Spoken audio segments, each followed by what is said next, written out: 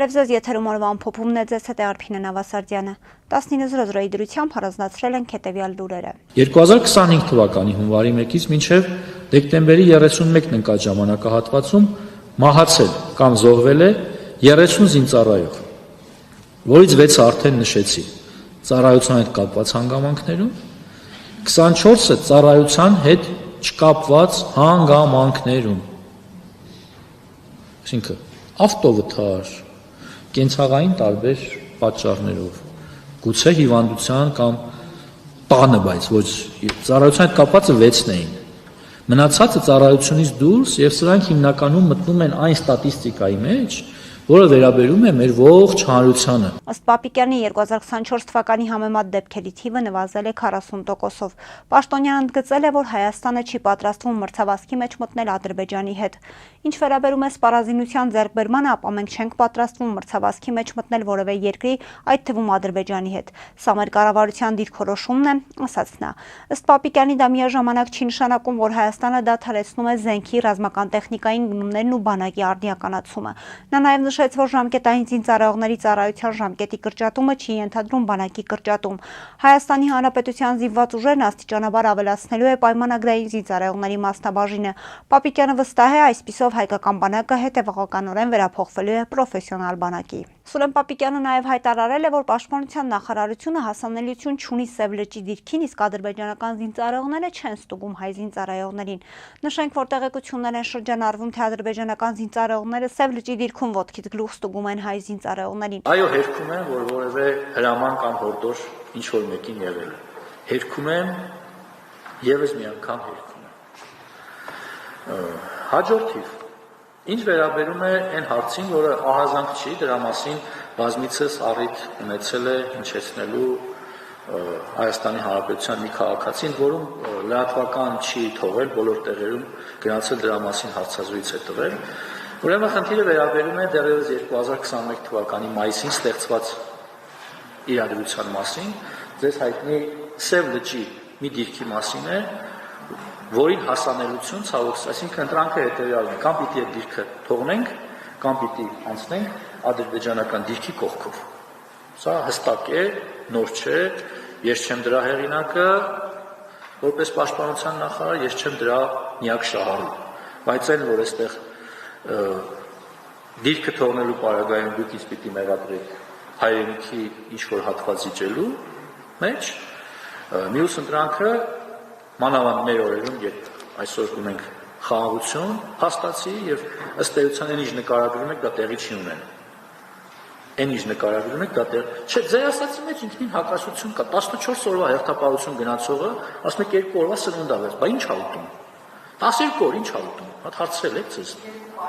Նրա խոսքով այսօր հայ զինվորներն ասում են ադրբեջանական դիրքի կողքով այսպես կոչված բլոկ պոստով։ Եզրափակելով խոսքը Պապիկյանը եւս մեկ անգամ վստահեցրեց, ադրբեջանական զինծառայողները հայ զինծառայողներին չեն ստուգում Սև լճի դիրքում։ Օրագիր Նյուզի հետ զրույցում Գյումրեցին դիմադիր գործիչ կառավարման մասնագետ Արթուր Համբարձումյանը պնդեց, որ ստուգումների մասին վկայություն են տվել 100-ից ավելի զինվորներ, ովքեր այդ տարածքում են ծառայել, իսկ հարցմանն ի պատասխան Պաշտպանության նախարարությունը հաստատել է։ Նրա խոսքով ադրբեջանական անցակետերում ծառայություն իրականացնող զինվորները շատ լավ խոսում են հայերեն։ Պապիկյան Սուրիկը ուղղակի ստում է, լկտիաբար ստում է Պապիկյան Սուրիկը, ով ժամանակին դիմում էր գրում Հանրապետական կուսակցությանը միանալու համար։ Լկտիաբար ստում է Պապիկյան Սուրիկը, ով ժամանակին աշխատել է Բարսեղ Բեգլատյանի հայտնի ֆլեշի Բարսեղի մոտ։ Լկտի ստում է Պապիկյան Սուրիկը, ով մինչև հիմա ժողովրդին ներկայացնում է, որ իրենք Թավշյա ոչ բռնի հեղափոխություն են արել, իսկ դա եղել է իշխանության փոխանցում, լկտի ստում է, շեշտել է Համբարձումյանը։ Սամվել Կարապետյանի պաշտպանական խմբի անդամ Արմեն Ֆերոյանը հայտարարել է, որ բարերարի նկատմամբ հիմա ավելի խիստ սահմանափակումներ են կիրառվում, քան բանտային պայմաններում։ Օրինակ, որպեսզի պատկերացնեք, Սամվել Կարապետյանի նկատմամբ ավելի խիստ սահմանափակումներ է կիրառված տնային պայմաններում,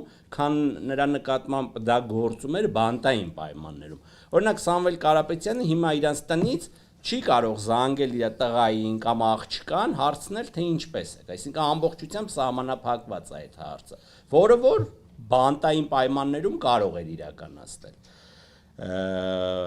Բացի այդ, բանտային պայմաններում Սամվել Կարապետյանը կարող էր որոշակի հրապարակային ելույթներով հանդես գալ։ Տնային կալանքի պայմաններում դա եւս սահմանափակված է։ Հետևաբար այն մեր հանրության շատ ստվար զանգվածի մոտ, եթե նույնիսկ արկային թույր ըմբռնումը, թե իբրև արկա է որոշակի համաձայնություն, ես ուզում եմ հարատեմ այդ մարդկանց մտավախությունները, որ նման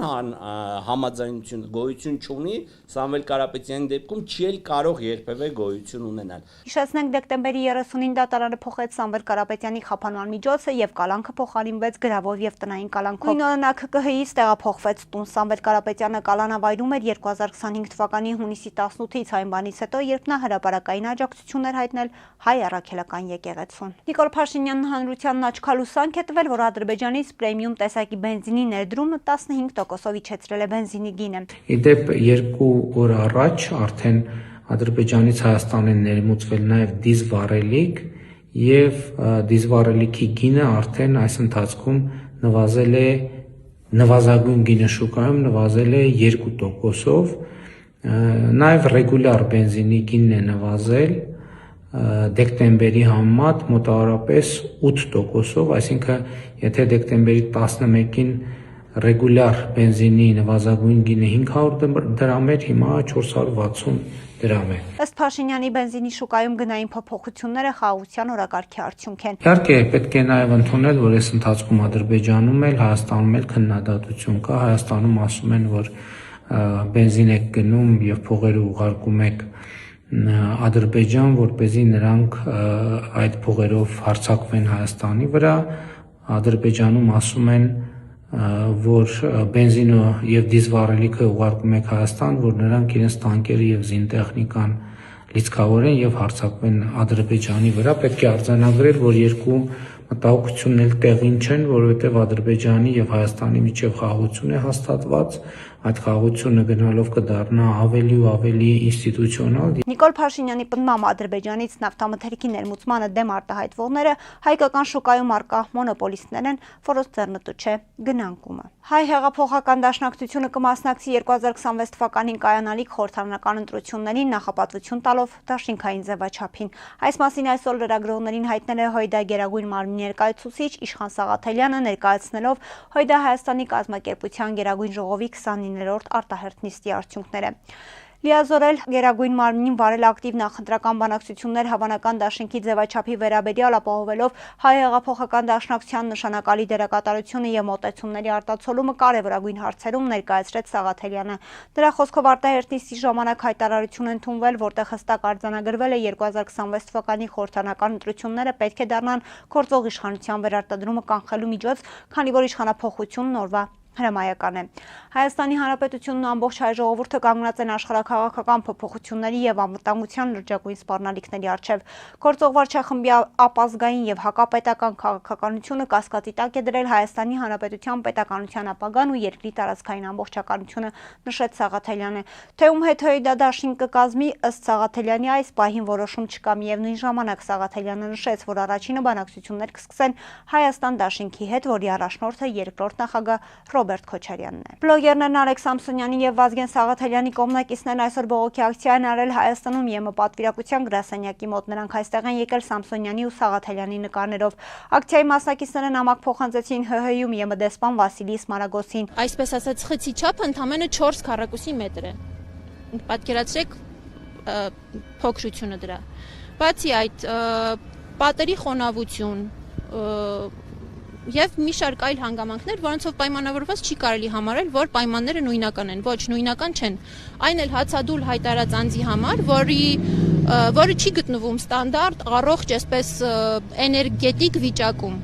Ինքը հրաժարվել է սնունդ ընդունելուց եւ իր օրգանիզմը համապատասխան ռեակցիան տալու է դրան, ուզենք թե չուզենք, ինչքան էլ ինքը հոգեպես ամուր լինի, ֆիզիկապես այս պահին լավ լինի, բայց այդ ռեակցիան իր մոտ առաջանալու է, դա բնական է, մարդկային է եւ դա լինելու է։ Եվ այս պայմաններում մի բան էլ մարդուն տեղափոխել պատժախուց այդ թաց պատերի պայմաններում մեզ թվում է, որ սա ուղղակի չլսված բան է։ Դեսպանից պահանջում ենք արձագանքել Արեգ Սամսոնյանի եւ Վազգեն Սաղաթելյանի նկատմամբ կատարվողին։ Ունենք ակնկալիք, որ Հայաստանի Հանրապետության իշխանությունների հետ կխոսեն, որպեսզի Արեգ Սամսոնյանն ու Վազգեն Սաղաթելյանը անհապաղ ազատ արձակվեն։ Մասնավորապես այն պայմաններում, երբ արդեն 5-րդ օրն է Սամսոնյանն անժամկետ հացադուլ է հայտարարել։ Հացադուլի պատճառով նրան տեղափոխել են պատժախուց, որի մակերեսը 4 քառակուսի մետր է։ Նախորդ նամակին պատասխան եղել էր, նշվել էր, որ իրենք չեն կարող միջավայր հետապնդել Հայաստանի Հանրապետությունում նախաքննության ընթացքի միևնույն ժամանակ հայտարարել էին, որ իշխանության հետ դիալոգներում բարձրաձայնում են ՀՀ-ում ժողովրդավարության եւ խոսքի ազատության կարեւորության հարցը, ասաց ակցիայի կազմակերպիչներից մեկը։ Մենք ունենք ակնկալիք, որ իրենք պետք է խոսեն Հայաստանի իշխանությունների հետ եւ պահանջեն անհապաղ ազատ արձակել հացադուլի մեջ գտնվող Նարեկ Սամսոնյանին, որի հացադուլի 5-րդ օրն է այսօր։ Գնալու ենք նաեւ այլ դեսպանատներ, վաղը մենք նույն ակցիայի միջոցով, պիկետի միջոցով նամակներ ենք հանձնելու եւս 6-7 դեսպանատների։ Հիշեցնենք, բլոգերները կալանավորվել են նոյեմբերի 13-ի առավոտյան։ Հունվարի 9 դատարանը 3 ամսով երկարացրեց նրանց կալանքի ժամկետը։ Նարեկ Սամսոնյանը դատարանի որոշումը լսելուց հետո անժամկետ հացադուլ հայտարարեց։ Այսօր հունվարի 13-ին խոշոր ավտովթար է տեղի ունեցել Երևանում ժամուտ Նաստասի սահմաններում Հերացու թունելից դեպի Խանջանի թունել տանող ճանապարհը հատվածում բախվել են Toyota Y50, Mercedes Sprinter, Chevrolet եւ Voya Magnici ավտոմեքենաները։ Ինչպես դեպքի վայրից հայտնում է ֆոտո լրագրող Գագիկ Շամշյանը, վթարի հետևանքով 6 հոգի, որոնցից 3-ը երեխաներ են, տեղափոխվել են Երևանի տարբեր հիվանդանոցներ։ Վիրավորներին առաջին օգնության են հասել քաղաքացիները եւս քաղաքացիների հայտնածի օպերատիվորեն ժամանած հրշեջ փրկարարները ու շտապօգնության բժիշկների հերթապահ խմբերը։ Բժիշկները վիրավորներին մինչև հիվանդանոցներ տեղափոխվելը տեղում առաջին բուժօգնություն են ցուցաբերել։ Երթևեկությունը նշված հատվածում մի փոքր դարձել է դանդաղընթաց, քանի որ բախման հետևանքով բոլոր ավտոճանապարհները հայտնվել են երթևեկելի գոտում։ Mercedes Sprinter-ն էլ բախվել է բետոնե պատնեշին։ Վթարի փաստով քննչական բաժնում նախաձեռնվել է քրեական վարույթ, որտեղ էլ պարզում են ավտոմեքենաների սեփականատերերի, վարորդների եւ վիրավորների ինքնությունը։ Քննիչի հանձնարարականով ավտոմեքենաները տեղափոխվում են բարեկային ծառայության Երևան քաղաքի գնդի պահպանվող հատուկ տարածք։ Կհանդիպենք վաղը, առողջ եղեք։